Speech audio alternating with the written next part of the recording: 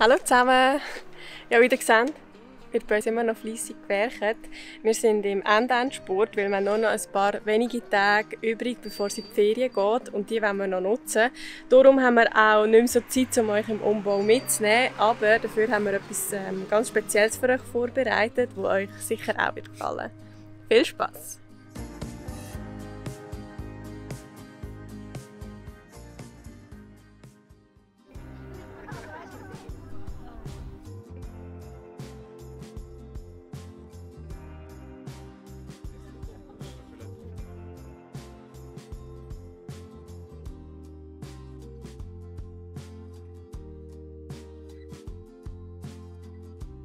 Ich bin der Stefan, meine Freundin Nadine. Wir haben zusammen den Van John, einen weißen Fiat Ducato, 6,5 Meter lang und komplett eingerichtet als Wohnung.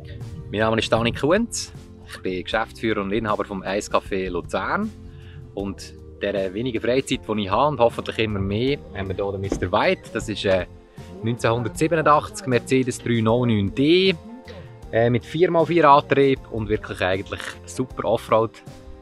Geländetauglichkeit. Wir befinden uns hier im Crafter, in einem längeren Radabstand. Früher war es ein Postauto, das im Kanton Zürich unterwegs war. Jetzt heisst es neu Baxter und auf Instagram natürlich Baxter on Tour. Mit wem bist du da unterwegs? Mit der Joya, die schon seit jetzt bald 7 Jahren habe. Und die seit neuestem mit meiner Freundin, die seit 2 Monaten mit mir unterwegs ist. Ja, wir sind, Angie ist gerade drin, ich bin André und Romy ist unsere Tochter.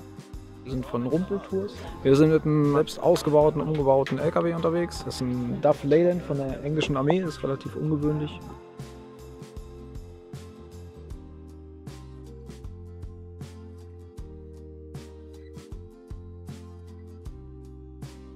Ich habe mir ein Fahrzeug gewünscht, das Charakter hat, das irgendwo noch ein Gesicht hat, das vielleicht nicht all diesen Ansprüchen entspricht, die man sich heute wünscht, das einfach wirklich noch authentisch vorwärts kommt. Und darum ist eigentlich die Wahl relativ schnell zum Mercedes gefallen. Du hast deinen Alltag natürlich, also du hast einen anderen Alltag als in einem Steinhaus, sag ich mal, mit viel Arbeiten und so, aber es ist trotzdem Alltag. Du musst dich um Wäsche kümmern, du musst dich um Abwasser kümmern, um Wasser kümmern, um Lebensmittel kümmern. Aber im Gesamten ist das entspannt. Also die Kleine beschäftigt sich gut selbst. Wir haben halt trotzdem viel Zeit für sie. Wir können aufstehen, wann wir wollen. Wir können alle in einem Bett, so. Das ist mega. Auch wie es jetzt hier aussieht, ist erst seit Ende März. Voran habe ich so in der Baustelle gelebt. Das meiste konnte ich machen. Diese Sachen konnte ich selber machen, aber jetzt Holzbau und so, das konnte ich machen von einem Kollegen. Er war Zimmermann und dank ihm ist das auch nur eigentlich 4 Tage gegangen, bis es so aussieht, wie es jetzt aussieht. Unsere Decke ist definitiv anders als fast alle anderen Vans. Wir haben keine Default-Decke, wie man sie in vielen anderen sieht, und haben darum eine Kombination aus Altholz und gemalten Polystyrolplatten gemacht. Und das Badzimmer, würde ich sagen, ist auch recht cool geworden.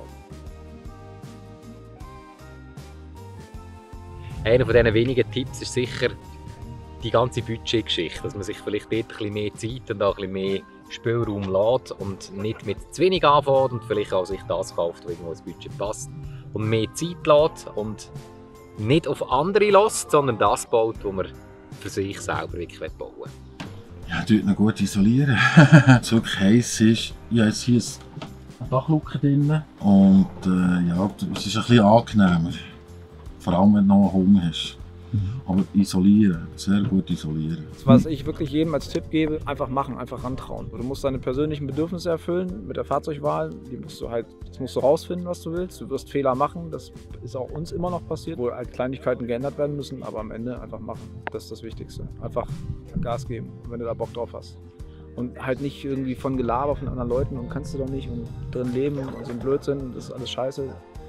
Einfach nicht davon abschrecken lassen, sondern so auf sich selbst hören. Weil ich glaube, das geht vielen heutzutage verloren, das eigene Bauchgefühl. Und das ist halt mega wichtig. Die nächste und erste Reise wird Richtung Spanien, Portugal sein.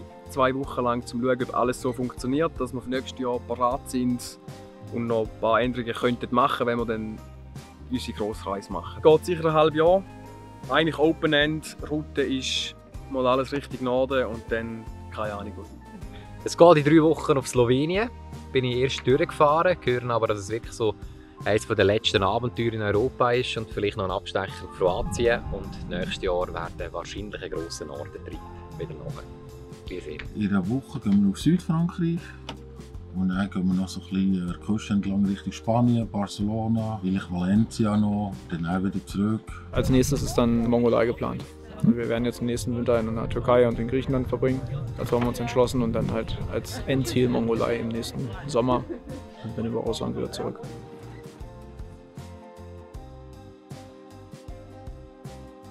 Vanlife heisst für mich, wenn du wirklich in einem Van lebst und wirklich keine Wohnung mehr brauchst und wirklich nicht mehr angewiesen bist auf andere, dass du wirklich deine eigenen Dinge machst. Vanlife ist das Leben.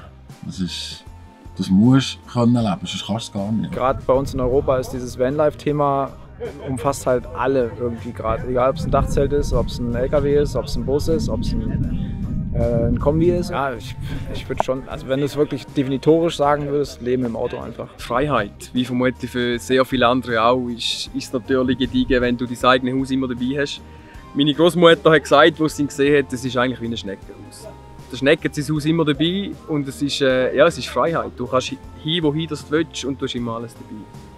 Vanlife bedeutet für mich die ungebrochene Freiheit, die Möglichkeit, die Natur wieder zu entdecken. Ich glaube, das ist in der letzten Zeit fest verloren gegangen und das ist eine Möglichkeit, wieder rauszugehen, Leute zu treffen, die Natur zu sehen und zu spüren. Und ich glaube, das soll es auch bedeuten.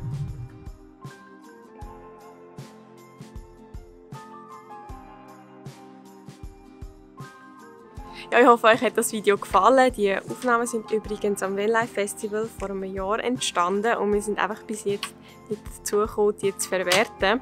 Wir mögen selber kaum warten, euch eine Raumtour durch unser Büsschen zu geben. Wenn ihr das nicht verpassen wollt, dann abonniert doch unseren Kanal und gebt dem Video einen Daumen hoch.